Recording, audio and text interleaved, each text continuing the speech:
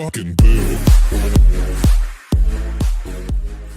Hey, what's up, everybody? Welcome to Fucking Boo Bombing Stories with Big Irish J. I'm your host, Big Irish J, and today we have a very funny comic, good buddy of mine.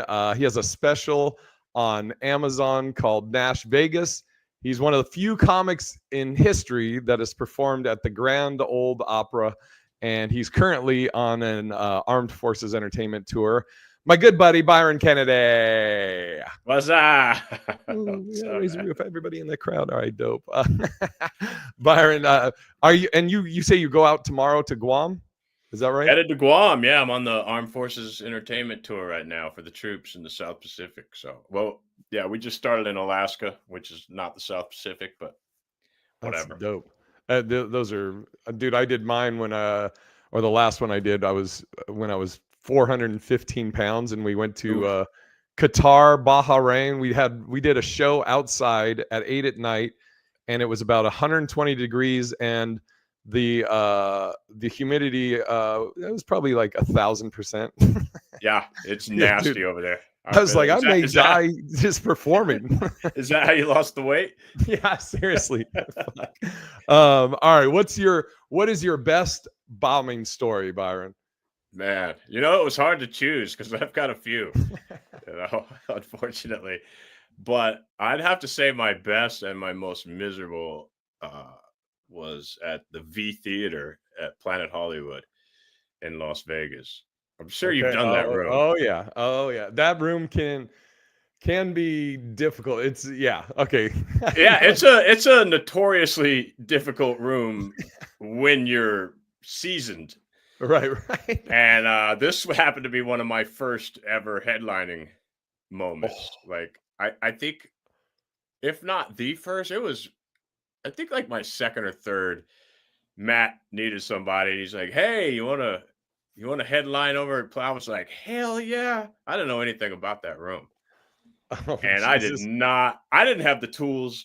I mean, like that can be a hard room when you have the tools to deal with it. Yeah. So for anybody listening to this or watching this, so it's what was it originally? Like originally was it a magic show that's in there, or is there still a magic show in there? Something like that. Yeah. It's a weird setup. Yeah, and it's it's just kind of like a box, and you're pretty high elevated up on this stage, and it's all pitch black in there. I mean, and the seating goes this way. Yeah, it doesn't go back. There's only like 5 rows, but they're long. Yeah, it's like a triangle. Like the audience is the like if you're doing an upside down triangle, it's like the audience is the back end, and we're at the point on stage. And yeah, it's a like there's no like comedy feel in there. Like there's no like comics on the walls. There's no even like neon signs like laugh or haha or anything. And there's no cocktail server. No. Finding the place is like the Winchester Mystery House. Like by the time people get there, they're like, "Where the fuck am I? Where are we?" Dude, it's hard finding it even as a comic. Like I still don't know what level to park on, and I know there's back ways you can get in there and everything, but dude, it really is just like come in, watch this fucking comedy, get the fuck out. So you're set up for failure as a vet there, right? So, and the alcohol thing, when you're in Vegas and you've got tickets to a comedy show, right? You just should be safe to assume you're going to have a couple of cocktails. Right. And then when you get in there and there's no bar, there's no server, people are like, they have already decided this sucks. Yeah, like half of your set is the audience discussing, "Hey, should we just go and go get some drinks, or you want to go get some? There's no fucking drinks in here. What the fuck?" Yeah, so probably won't get booked there anymore after this. No, it is what it is. I mean, fuck it. It's fine. I haven't been booked there in a long time. When I tell you the story, you'll understand why. So anyway, my point is, it's fine room, just not for beginners. Right? Yeah. So, yeah. So I was all excited because it's Planet Hollywood. It was like, wow. Like I'm headlining a comedy show at Planet Hollywood. Holy shit! And you Man, said this was one of your first headlining gigs. yeah. And Probably my second or third. Probably, I think about my third. I had a couple. okay. And you're about how long into stand-up are you at this point? Oh man, only a couple years. Okay. Three, All right. three, 3 years maybe, which is nothing. Perfect setup. Right. So I'm like, yeah, man, my career is taking off. I'm already headlining in Vegas because that was my first time in Vegas. No one told me anything about the room. I had no clue what I was walking into. And man, I get up there and it wasn't going well, really, for anybody.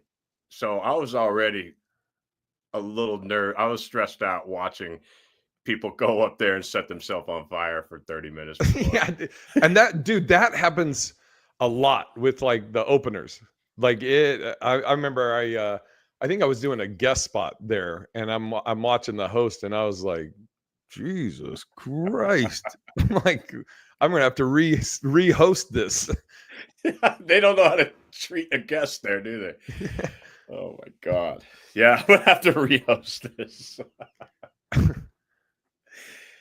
Yeah, so I probably should have been hosting that show, to be honest with you. But man, I was ready. I was like, this is my moment. You know, I get to show Matt what I can do. They're gonna hear about this. They're gonna hear this back at LA Comedy Club. Oh, they heard about it. They did hear about it. They fucking heard about it. It's so funny because the next day I was just like, oh man, you know, I didn't know if I should say so. Then I get a text from Matt. Hey, bro, just curious, how'd it go last night?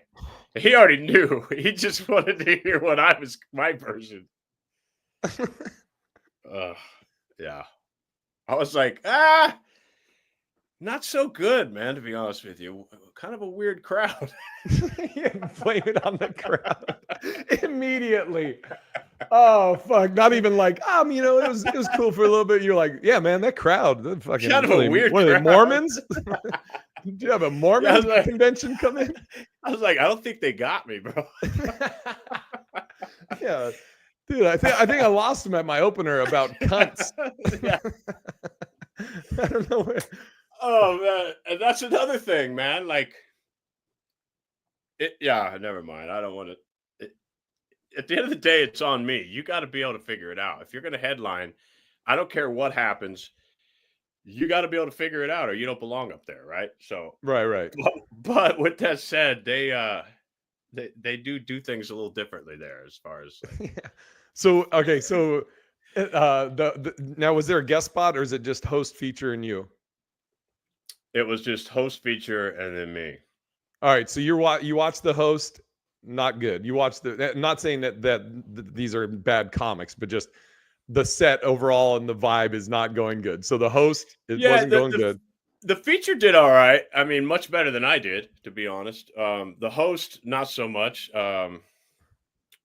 You know, I just, yeah, I remember that's when I really started feeling it. But the feature did well enough to where, you know, I didn't think I was walking into the lion's mouth up there. But yeah, you're watching the feature and you're like, okay, all right, so they're not that bad. Yeah, they were tight. They were tight, but I'm like, I'll be fine. But you know, I just didn't have the tools and experience to fight my way out of that. Like I made it worse. How? Because so I get up there and I come out and I've got a couple of little pockets of laughter happening. There's like 2 or 3 people over here.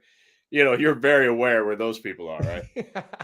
So I had a couple over here, like literally 3 tiny little groups that were laughing right away. And I was like, okay, now I got to get, well, the rest weren't coming. And then slowly those little fires go out, right? Because they're looking around like, how come no one else is laughing at this? So then they feel stupid, right? That's the vibe I was getting. They were like, well, how come no one else thinks this is funny? You know, like, and then so one at a time, those 3 little fires I had, those little lights went out. Bloop, bloop, bloop. Now I got nothing. Now I got nothing but crickets. Now, let me ask you this.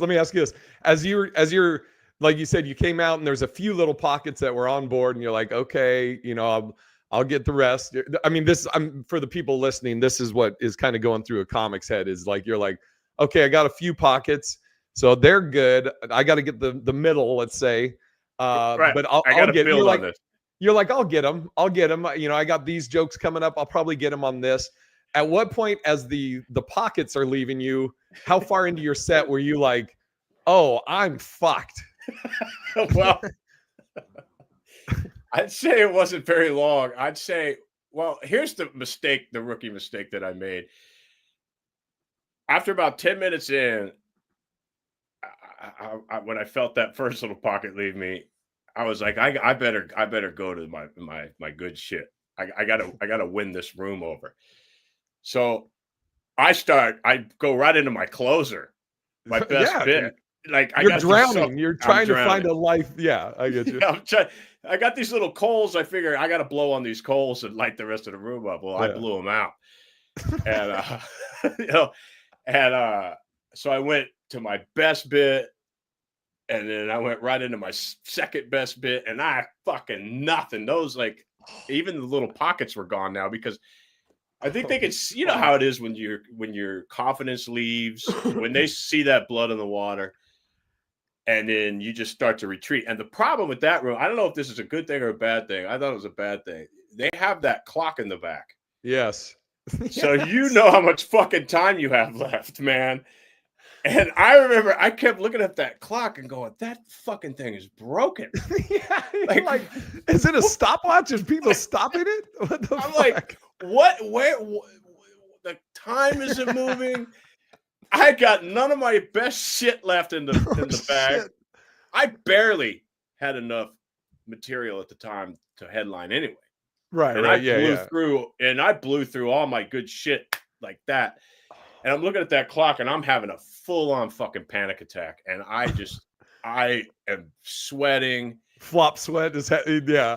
Yes. And I just remember thinking, fuck me. I can't.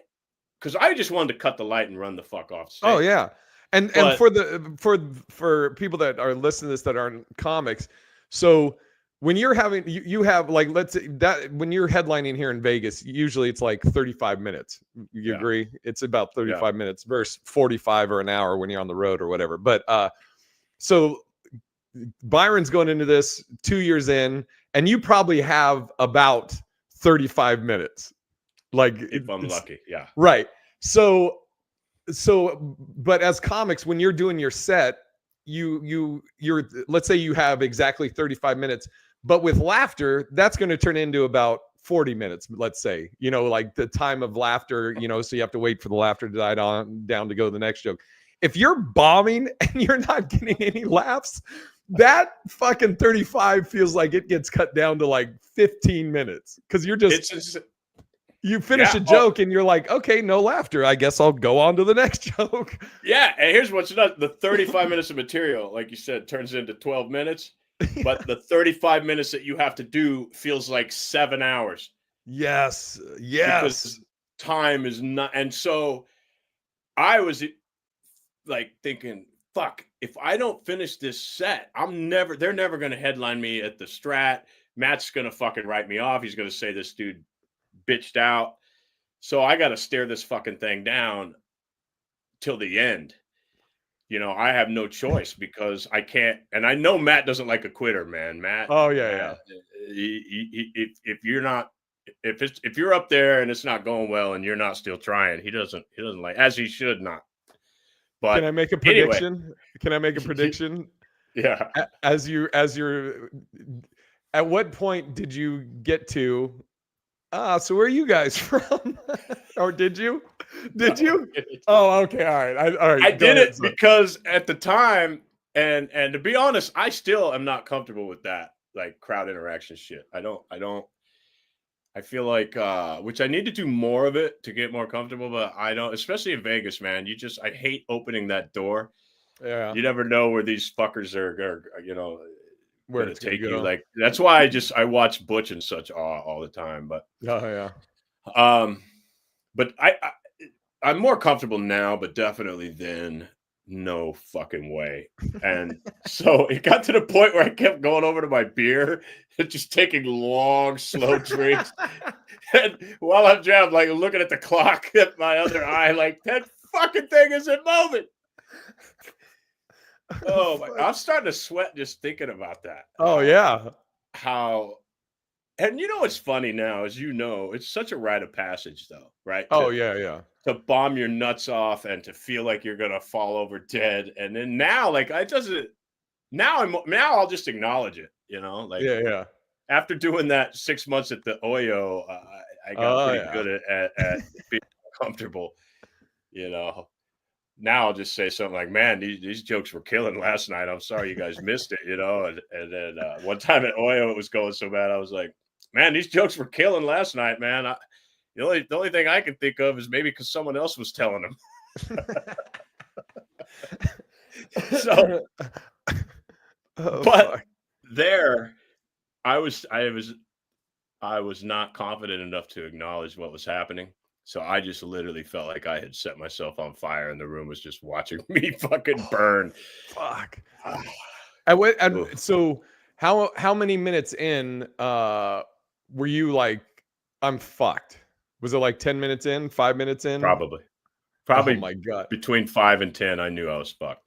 So and then you rearranged your set because you were trying to get some momentum of laughter going by doing your closer in the, up front, and that didn't get a reaction. So did you just at one point did you just like, I just have to accept this bomb and I'm gonna just rattle off my dude? I've had like corporate gigs. I've done that where I did a corporate gig where they had it was on a Sunday in Seattle and they had me do it in this lounge where they had all these TVs on and it was football was going on and everybody's watching the Seahawks game. And so the lady that had hired me was like, okay, you can go ahead and start. And I'm like, everybody's watching the fucking game. What do you want me to do? And she's like, oh, and then you could like walk around or if you want to do it somewhere. And I go, all right, I got it. Start the clock. And I think I was doing 30 minutes. So I just stood under one of the TVs that was playing the game. So at least it looked like they were looking at me. I knew they weren't watching me because I'd be in the middle of like, yeah, so I'm going to talk about my mom dying. And then somebody scores and they're like, woo. I'm like, all right. It's the worst. Yeah, so I'm just like, okay, fuck it. I'm just gonna rattle these off. I'm not gonna pause for you to laugh because I know you're not listening. I'll just get through it. And so that's what it was. That set was fucking dude. Yeah, It's the that's the worst. worst when people didn't come specifically for comedy, man. I've been there. But yeah, I so then after my 2 killers, like my closer at that point had never failed me ever. And when that got nothing, I was like, I don't think there's any fucking chance that they're gonna like. I knew it. So then you're like, I couldn't even imagine how pathetic I looked up there at that point with no confidence. Like I just remember thinking, well, here's another one they're gonna fucking hate. And then I remember I heard this woman. Look, I seen her on the corner of my. I literally it was so. She looked at her boyfriend or husband or whoever, and she goes, "What is happening right now?" Oh, and everybody could hear that. Yes. Oh my God. She goes, what is happening right now? He's like, You're yeah. watching the inspiration for a suicide.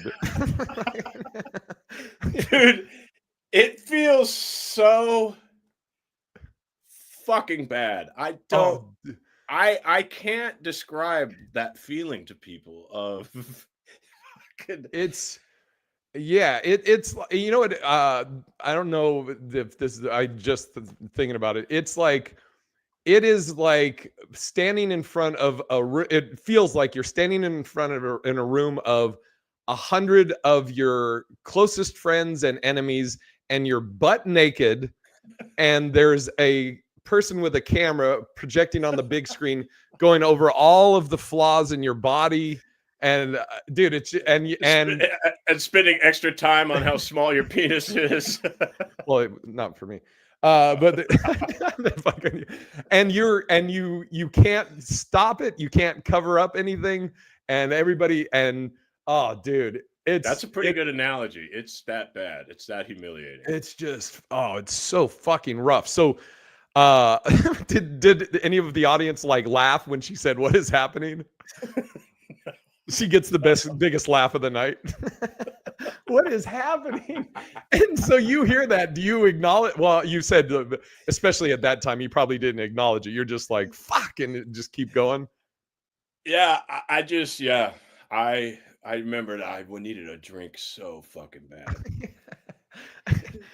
And so when you got done, please tell me you pitched merch at the end.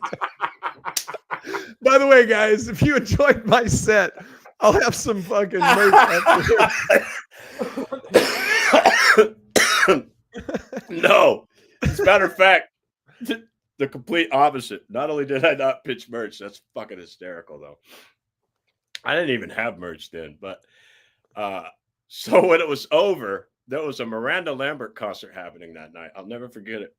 And they didn't give me a parking pass. So I remember when I got my ticket, it said you had to pay inside. Right. I thought you literally like that was the only way to get the fuck out of there, right? So when the show was over, I go out and the concert had let out, and the line to pay for parking was 50 people deep on each machine.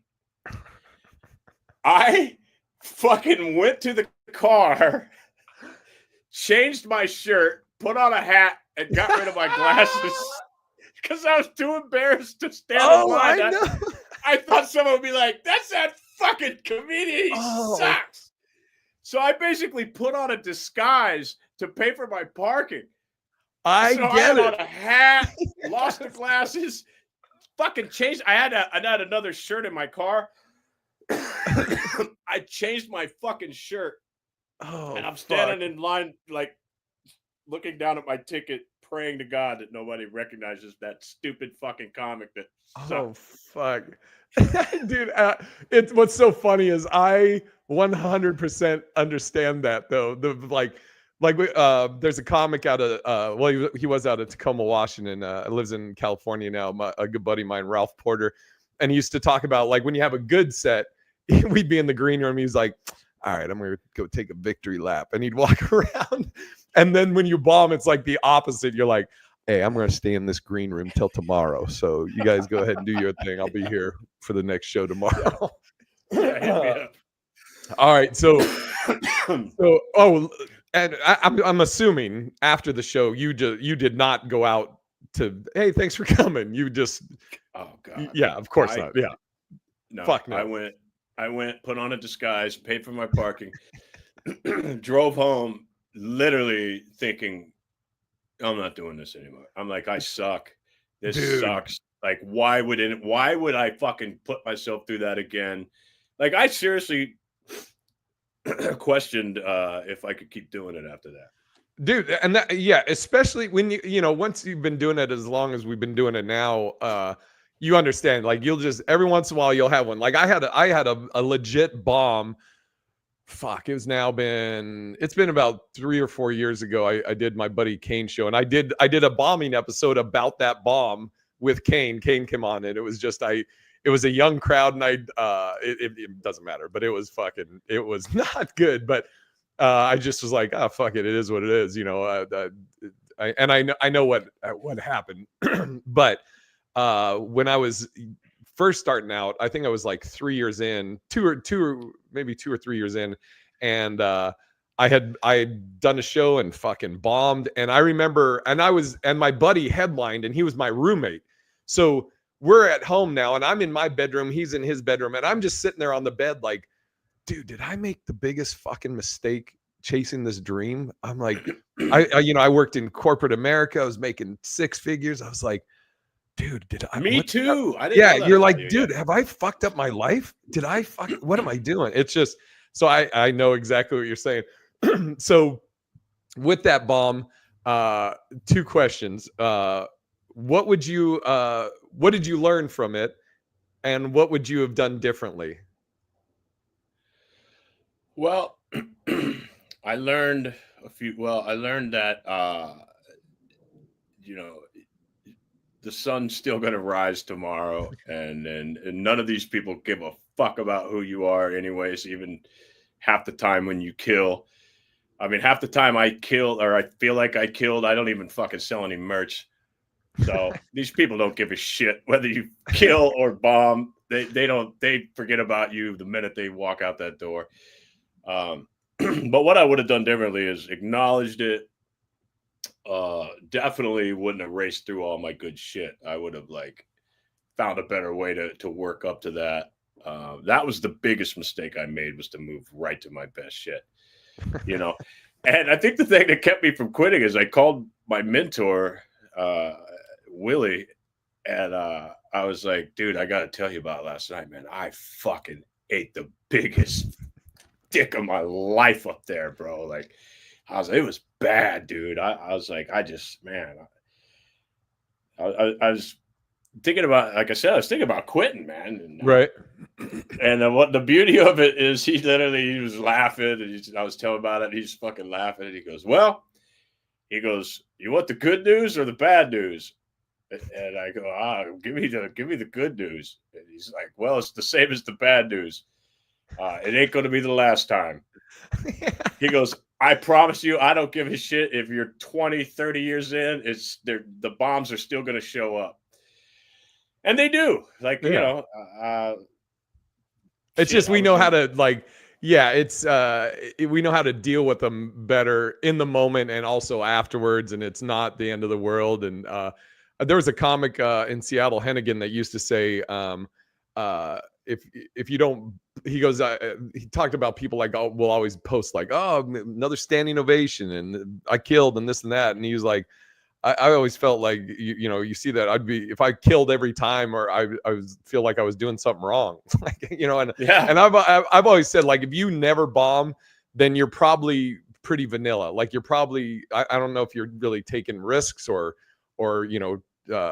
doing like real, I don't want to say, like, I mean, I like all types of comedy, whether it's silly shit or any of that, but if you never bomb, are you ever really trying shit new? Are you putting yourself out there or anything? I mean, because it takes, you got to fucking walk that tightrope if you want to fucking grow as a comic, Yeah, and like I said, it's kind of a rite of passage now. It's like, it feels good to have those badges, these stories, because it's like you walked through the fire, you stood in the lion's mouth, and you fucking came back for more. You were like, so. It's a kind of a beautiful thing now, but I mean, like I said, but here's the thing. The thing I understand now that I didn't always understand, and this is not the case at V Theater. By the way, the V Theater has broken a lot of backs, man.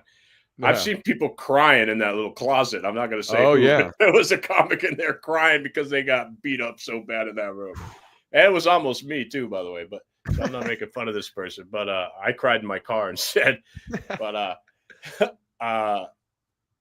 I mean, like in Laughlin recently, there was one night where it just wasn't happening, man. It was tough sledding for all of us, but I could understand that they were listening, they were into it, they were laughing a little bit, but in the beginning, those silences and lack of laughter will freak you out until you learn the difference between actually bombing and just a weird crowd, or maybe.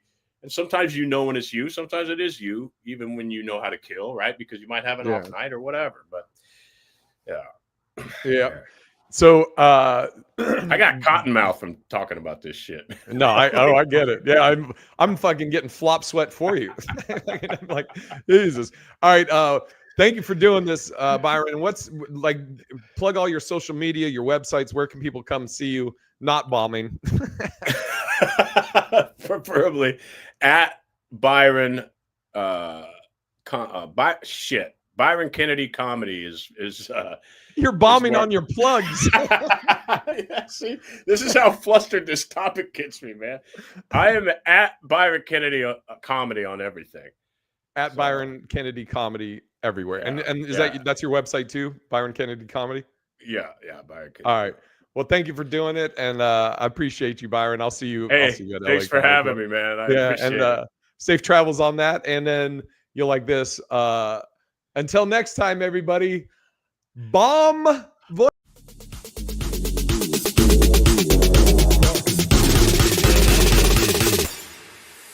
Fucking boo.